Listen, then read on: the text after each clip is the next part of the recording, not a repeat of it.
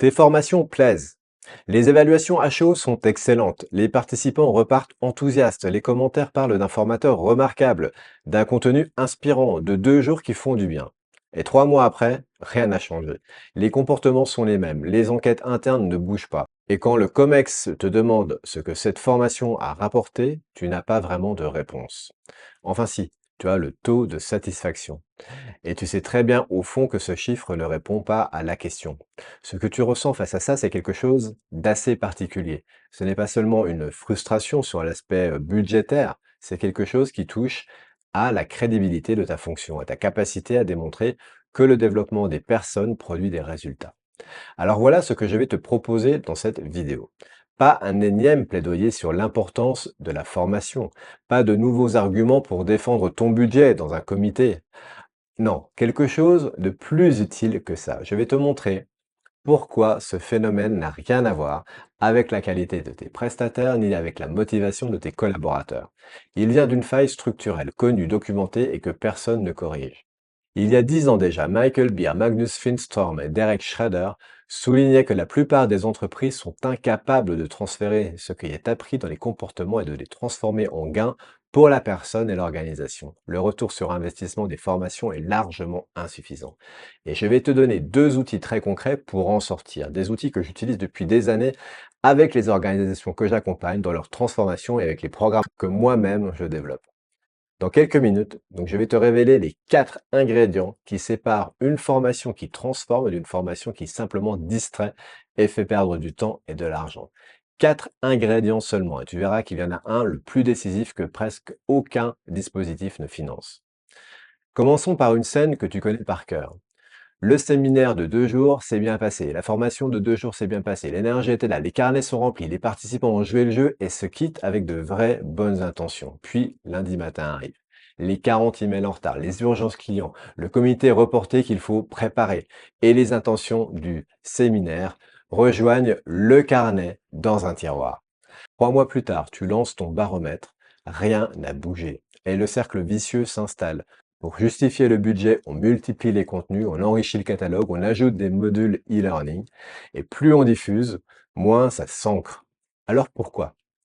Commençons par une réalité que personne ne dit vraiment dans les salons RH. Une compétence comportementale ne s'installe pas en 2 jours. Jamais de la vie. Elle s'installe par la pratique répétée dans le contexte réel de la personne avec du feedback et dans la durée. Ce que fait une formation classique, c'est diffuser des connaissances. Ce que tu cherches toi, c'est développer des capacités. Et ce sont 2 choses profondément différentes. Le catalogue de formation fait très bien la première. Il ne fait presque jamais la seconde. Tes collaborateurs savent des choses en sortant de la formation. Mais savoir n'a jamais changé un comportement sous pression. Le lundi matin, face à l'urgence, ce sont les automatismes qui reprennent le dessus, systématiquement. Et il y a un facteur qui aggrave tout. Selon l'OCDE, la durée de vie d'une compétence technique est tombée à 2 ans. 2 ans. Ce qui veut dire que former sur du contenu périssable sans développer la capacité d'apprendre elle-même, c'est une course perdue d'avance. Tu remplis un réservoir percé. Face à ce constat, la réponse instinctive des organisations et des services RH, et c'est tout à fait compréhensible, c'est d'acheter davantage. Plus de formations, plus de contenu, plus de plateformes. Et cette approche part d'une hypothèse qui est rarement vraie. L'hypothèse que si rien ne change, c'est que les gens n'ont pas assez appris, n'ont pas suffisamment assisté à des formations. Mais dans la très grande majorité des cas, les gens ont parfaitement entendu, peut-être même compris ce qu'on leur a enseigné. Ce qui leur manque, ce n'est pas de la connaissance, c'est un dispositif qui transforme cette connaissance en pratique concrète. Et ça ne se joue pas dans la salle de formation, ça se joue dans les jours et les semaines qui suivent. Tant que ce qui est appris n'est pas appliqué, il n'y a pas d'apprentissage. Les personnes que je forme entendent cette citation à longueur de temps, cette citation de Dave Meyer. Elle sonne terriblement juste. D'ailleurs, les chiffres du secteur confirment cette bascule. Selon le Workplace Learning Report de LinkedIn, 49% des professionnels du développement des compétences rapportent que leurs dirigeants doutent que les salariés aient les compétences nécessaires pour exécuter la stratégie. 1 sur 2. Et 91% de ces mêmes professionnels jugent l'apprentissage continu plus décisif que jamais. Autrement dit, tout le monde a compris que le format court et ponctuel ne suffit plus, et pourtant il constitue l'énorme majorité des catalogues de formation.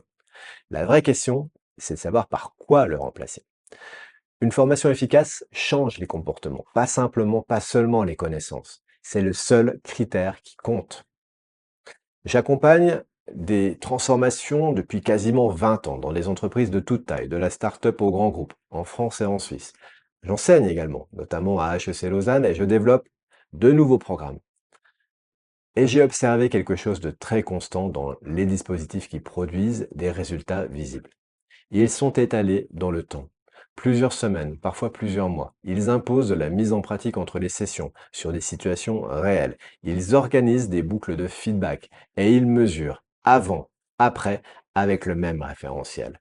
Le même contenu délivré en 2 jours ou déployé sur 12 ou 15 semaines avec pratique et accompagnement produit des résultats sans commune mesure. Et voilà le changement de posture fondamentale que je veux te proposer. Arrête d'acheter des contenus, commence à installer des capacités avec 3 critères de choix pour tout ce que tu finances désormais. La durée, le suivi et la mesure.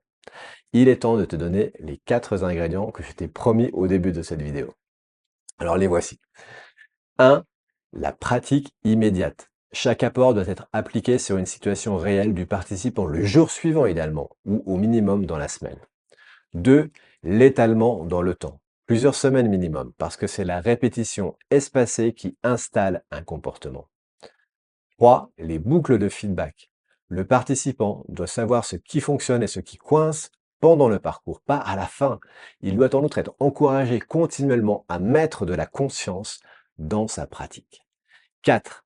L'accompagnement individuel. Un humain qui suit la progression, ajuste, relance.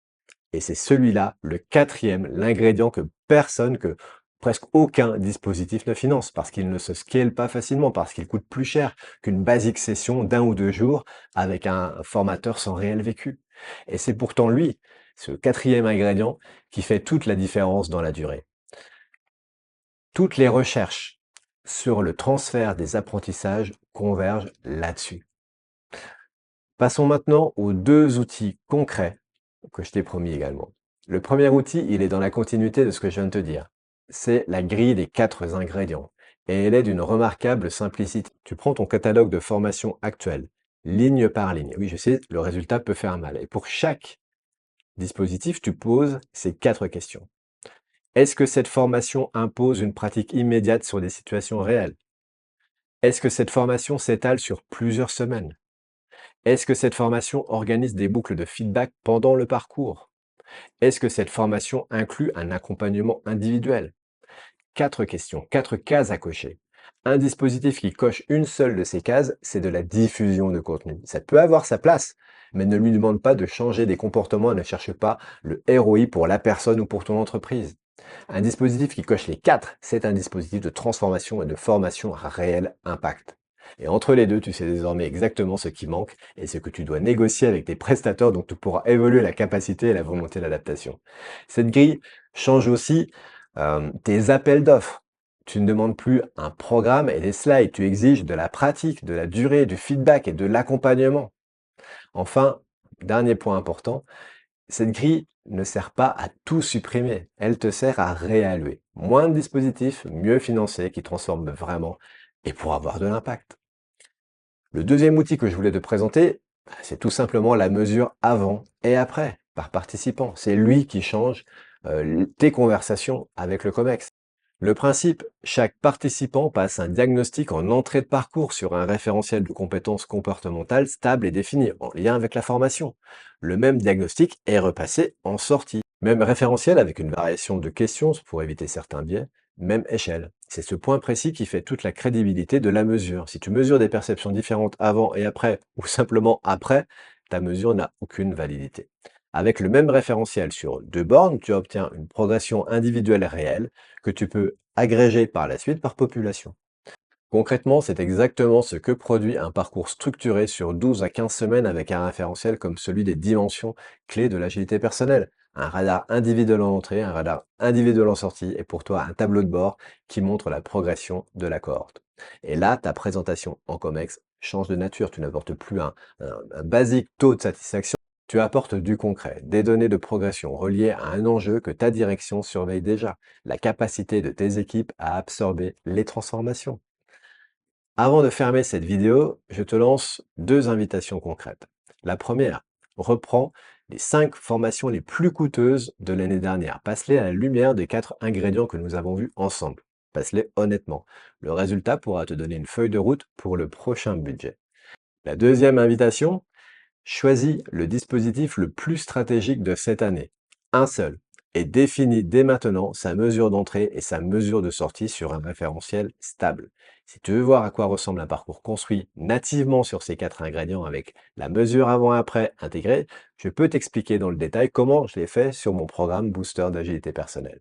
Tu peux m'écrire directement, j'échange volontiers avec les responsables RH qui veulent monter un pilote mesuré. Allez, si cette vidéo t'a apporté une perspective différente sur tes dispositifs de formation, dis-le moi en commentaire et si ces questions font partie de ton quotidien, abonne-toi, la suite devrait te plaire. Alors à très vite.